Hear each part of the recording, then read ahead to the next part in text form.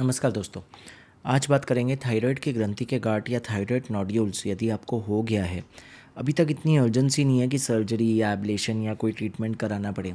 तो क्या वो डाइट और लाइफस्टाइल है जिसका हम ध्यान रखें, जिससे आपको ज़्यादा चांसेस बढ़ जाएंगे कि नोड्यूल श्रिंक हो जाए या एटलीस्ट बढ़े ना, और आपको सर्जरी की तरफ ना जाना पड़े फ्यूचर में। मैं हूं डॉक्टर गौरव गंगवानी, एक बोर्ड सर्टिफाइड इंटरवेंशन रेडियोलॉजिस्ट। हम थायराइड नोड्यूल का ट्रीटमेंट एक लेज़र या माइक्रोवेव एब्लेशन द्वारा, नीडल द्वारा करने के हाईएस्ट सेंटर एक्सपर्ट बन चुके हैं इंडिया में और वर्ल्ड में one of the best centres. But आज मैं एब्लेशन ट्रीटमेंट की बात नहीं कर रहा हूँ, मैं कह रहा हूँ कैसे ऐसे प्रिकॉशंस ले जिससे एब्लेशन की ज़रूरत ही ना पड़े। बिना टाइम वेस्ट किए सीधा समझते हैं ये थायराइड नोड्यूल्स को और फिर सीधा हमारे चैप्टर्स पे आते हैं, जिससे हमें एक एक करके पता चलेगा कि क्या प्रिकॉशंस लेने हैं। दोस्तों, चैप्टर 1 में बात करते हैं कि थायराइड नोड्यूल्स होते क्यों हैं। ये नोड्यूल्स होते हैं क्योंकि थायराइड की सेल्स की ओवरग्रोथ होती है। ज़रूरी नहीं है कि वो कैंसरस प्रोपोर्शन हो, और वो एक बिनाइन नॉन कैंसरस गांठ बन जाती है थायराइड की ही फॉलिकुलर सेल्स द्वारा। ये कई कारण है प्रपोज्ड। एक है आयोडीन की कमी, जिससे ये बहुत कॉमनली होता था, स्पेशली हिली एरियाज़ में, पहाड़ी इलाकों में। लेकिन अब ये कमी बहुत कम हो चुकी है आयोडाइज सॉल्ट के बाद। फिर धीरे धीरे पता चला कि सेलेनियम और जिंक की कमी से भी ये हो सकती है।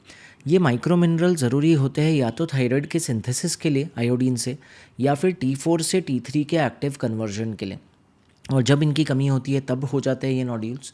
इसके अलावा ऑटो इम्यून एक कॉज है। बॉडी की इम्यूनिटी जो कीटाणु से लड़ने के लिए है, वो थायराइड पे ही अटैक करना शुरू कर देती है। गलती से उसे कीटाणु समझकर, कई कारणों की वजह से, डाइट से लेके वैक्सीन्स तक, और इस वजह से, ये कन्फ्यूजन की वजह से वो अपने ही थायराइड को डिस्ट्रॉय करने लगती है। इसके कारण गांठ बन सकती है। ऑफ कोर्स ऐसे कई प्रपोज्ड कारण हैं, इंक्लूडिंग फाइटोएस्ट्रोजेंस जो आजकल डाइट में, पेस्टिसाइड्स, डेयरी प्रोडक्ट्स में, वीट में हैं, जिस वजह से भी प्रपोज्ड है कि ये गांठें हो सकती हैं। तो ऐसी क्या चीज़ें करें जिससे ये गांठें अवॉइड हो, यही हमारे आने वाले चैप्टर्स में देखेंगे। सेकंड चैप्टर में देखेंगे क्या वो प्रोडक्ट्स है, डाइटरी प्रोडक्ट्स या खाद्य पदार्थ जो कंज्यूम करना है, सेवन करना है, जिससे इसकी ग्रोथ स्लो हो जाए। सबसे पहले, अगर आयोडीन की कमी है तो सीवीड्स, जो कि एक फॉर्म ऑफ अलगे है, ये प्रपोज थे खाने के लिए, जिससे ये कमी पूरी होती है। पर आज आयोडाइज सॉल्ट की वजह से ज़रूरत नहीं है, आप सेवन कीजिए। अगर आप नहीं खाते हो आयोडाइज सॉल्ट, सेंधा नमक खाते हो, पर थायराइड की ग्रंथि में गांठ है, तो मैं रेकमेंड करूँगा कि आप खा सकते हो। उससे शायद ग्रोथ स्लो हो जाए, अगर आयोडीन की कमी रीज़न है तो। इसके अलावा सेलेनियम रिच फूड्स खा सकते हो, जैसे कि Brazil nuts, sunflower seeds, whole grains, ये सब में सेलेनियम मिलेगा। जिंक रिच फूड्स खा सकते हो ताकि T3 T4 to active ingredient T3 conversion अच्छा हो। जिंक हमारे वेजिटेरियन इंडियन डाइट में मिलता है लेग्यूम्स में, जैसे कि दाल, राजमा, चौली और सारे जो लेग्यूम्स हैं हमारे, चने, सफ़ेद छोले, इन सब में जिंक मिलेगा। अगेन, अगर सेलेनियम या जिंक की माइक्रो मिनरल डेफिशिएंसी है तो आजकल बहुत सारे सप्लीमेंट्स हैं जिसमें ये कमी जल्दी पूरी हो जाएगी, और ज़रूरी नहीं है कि आपको डाइट पे ही डिपेंड करना पड़े। पर नेचुरल फूड नेचुरल होता है, पहले डेफिनेटली डाइट में भी रिप्लेनिश कर सकते हैं, या सप्लीमेंट्स लेने के बाद लाइफ लॉन्ग मेंटेनेंस के लिए आप ये डाइट फूड्स अपने डाइट में ऐड कर सकते हैं। बट सप्लीमेंटेशन पूरा होने के बाद एक चीज़ अवॉइड करनी है, वो है इन्फ्लेमेशन, जिसके लिए एंटी इन्फ्लेमेटरी फूड्स बहुत काम आते हैं। वॉलनट्स या अखरोट, cherries, berries, green leafy vegetables, herbal teas, ये सारे में, एंड ऑफ कोर्स हम इंडियंस हैं तो मसाले का तड़का चाहिए, टर्मरिक और जिंजर या हल्दी और अदरक, ये सारे फूड्स में एंटी इन्फ्लेमेटरी प्रॉपर्टीज़ है। ये भी हेल्प करती है इन्फ्लेमेशन कम करके काफ़ी हद तक इस नोड्यूल को, इस ग्रंथि को श्रिंक करने में। थर्ड और मोस्ट इम्पॉर्टेंट, वो खाद्य पदार्थ अवॉइड करने हैं जो गोइट्रोजेनिक होते हैं, जो गोइटर की ग्रोथ को जल्दी बढ़ाते हैं या नए नोड्यूल्स प्रोड्यूस करते हैं। ये गोइट्रोजन कौन से हैं, ये सारे मैं स्क्रीन पे दिखा रहा हूँ। मुझे इसके बारे में सबसे पहले ज्ञान आया गुंजन शाउट्स का एक वीडियो देख के, जो एक बहुत बड़े क्रिएटर है और मैं बहुत इंप्रेस हुआ उनके वीडियो से। वो आप आई बटन पे देख सकते हैं और उससे और सीख सकते हैं कि कौन से फूड्स अवॉइड करने हैं। लास्टली, अगर आपको ऑटो इम्यून थायराइडाइटिस है तो आप ऑटो इम्यून या पैलियो डाइट पे जा सकते हैं। ये एक नेचुरोपैथिक डाइट है। अभी तक मैंने इस पे वीडियो नहीं बनाया, पर जल्दी बनाऊंगा और आप उसका भी लिंक रिव्यू कर सकते हैं। पर जब तक नहीं बना रहा हूँ, आप यूट्यूब या गूगल पे भी डालेंगे ऑटो इम्यून पैलियो डाइट, तो बहुत सारे डाइट्स मिलेंगे और आप वो बेसिक प्रिंसिपल्स फॉलो कर सकते हैं। लेकिन दोस्तों, अब जंप करते हैं खाने से पीने पे, यानी कि हमारे नेक्स्ट चैप्टर पे, which is about staying hydrated.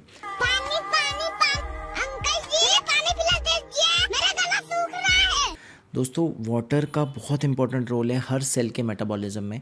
Water अगर कम हो जाए, पानी का मात्रा कम हो जाए तो सेल स्ट्रेंज बिहेव करने लगती है पानी की कमी को पूरा करने के लिए। डिहाइड्रेशन के बहुत इफेक्ट होते हैं जो आज भी हम पूरी तरह समझ नहीं पाए साइंस में, और धीरे धीरे ये बातें सामने आ रही है। खून गाढ़ा होने लगता है, सेल्स की ग्रोथ मॉर्फोलॉजी चेंज होने लगती है, और एक कंट्रीब्यूशन है नोड्यूल के ग्रोथ में। इसलिए खाने का ध्यान देने के अलावा आपको हाइड्रेशन पे बहुत ध्यान देना है। दिन में 8 ग्लासेस एक ऑप्टिमल बताया जाता है, 2 से 3 लीटर के बीच। ऑफ कोर्स आपको अपने बॉडी को सुनना है। जब भी आपको लगे कि मेरे होंठ सूख रहे हैं, यूरिन थोड़ा डार्क होने लगा है, काफ़ी हेडेक हो रहा है, टायर्डनेस हो रहा है, मतलब आप डिहाइड्रेटेड हो, आपको पानी का सेवन बढ़ाना है। एट द सेम टाइम जो आजकल एक ट्रेंड शुरू हुआ है कि 1 गैलन वाटर लेके चलना है, दिन में इतना 10 लीटर पीना है, वो भी सही नहीं है। शॉर्ट टाइम में इतना ज़्यादा पियोगे तो सॉल्ट या सोडियम कम हो जाएगा, पानी ज़्यादा हो जाएगा, दिक्कतें होगी।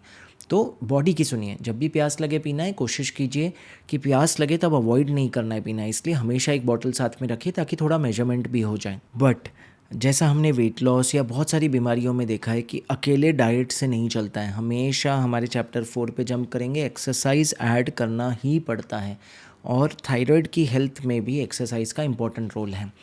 चाहे वो लो इम्पैक्ट एक्सरसाइज हो जैसे सिंपल पिलाटेस, योगा, वॉकिंग।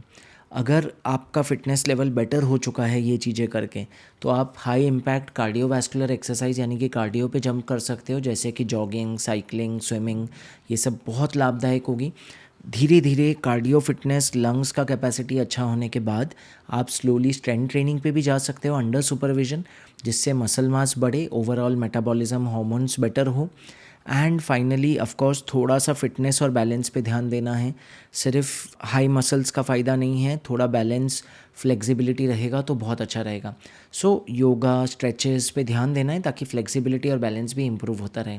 अगर कंसिस्टेंटली आप एक रूटीन बना के इनमें से वेरिएशंस करते रहो हर हफ्ते, तो थायराइड हेल्थ अच्छी रहेगी और नोड्यूल ग्रोथ कम होने में बहुत लाभ मिलेगा। अब जंप करते हैं हमारे नेक्स्ट 5th चैप्टर पे, जो कि है स्ट्रेस मैनेजमेंट। तो साला ये दुख का खत्म नहीं होता बे।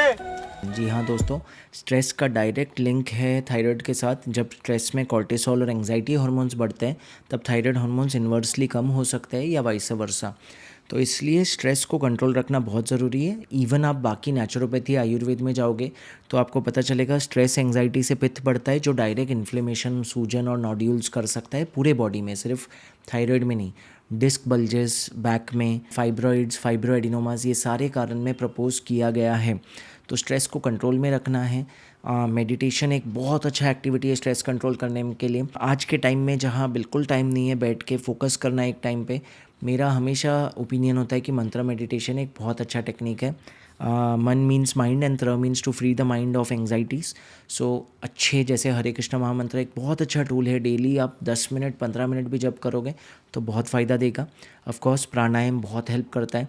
आप सेल्फ हेल्प ग्रुप्स में ज्वाइन हो सकते हो, हमेशा एक सपोर्ट सिस्टम बना सकते हो ताकि आप काउंसलिंग या गाइडेंस ले सको सीनियर्स से, मैच्योर लोगों से, स्पिरिचुअली एलिवेटेड लोगों से, ताकि आपके स्ट्रेस मैनेजमेंट जर्नी में हेल्प हो।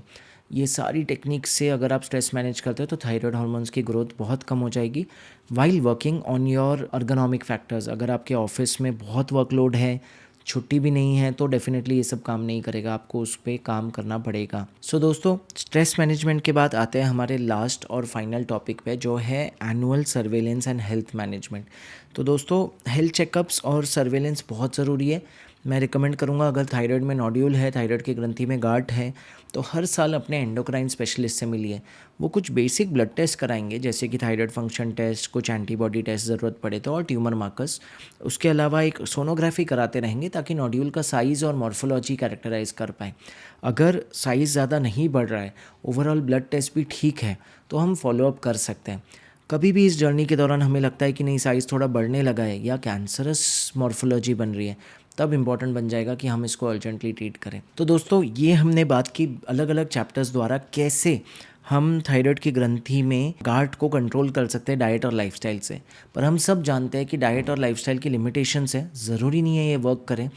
अगर इसके बावजूद ग्रंथि की गांठ बढ़ रही है तो प्लीज़ एक इंटरवेंशन रेडियोलॉजिस्ट से मिलिए, क्योंकि आज इसका इलाज एक छोटी सी सुई से, जैसा आप एनिमेशन देख रहे हो, जला के किया जा सकता है। और अगर आपको पूरा फेथ नहीं है कि क्या ये सच में काम करेगा, तो मैं आपको 4 ऐसे वीडियोस डाल रहा हूँ जिसमें हमने रियल टाइम एब्लेशन प्रोसीजर दिखाया है रियल पेशेंट्स पे।